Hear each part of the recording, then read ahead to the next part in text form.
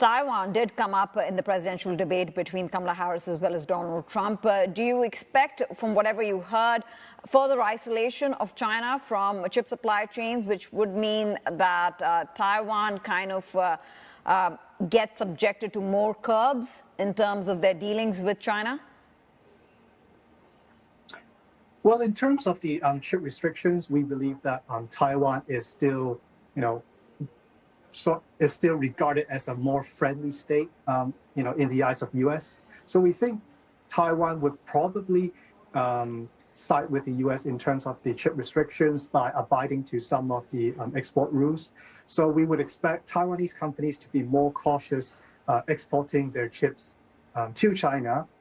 But because the current restrictions already address some of TSMC's former customers like Huawei, so we don't think there would be a strong incremental impact on TSMC's both 2024 numbers as well as its future 3 to 5 year growth.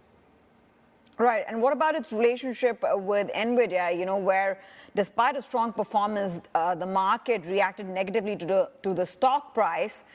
In fact, the stock got pummeled after results, primarily because there seems to be some worry about whether or not NVIDIA can deliver on the expectations that the market has on its growth rate, even though demand looks strong for the future. Very quickly on that one. Okay, so we're looking at two things here. The one thing is the AI market as a whole. So we think, as I said before, we expect AI to make up 20% of 2028 sales.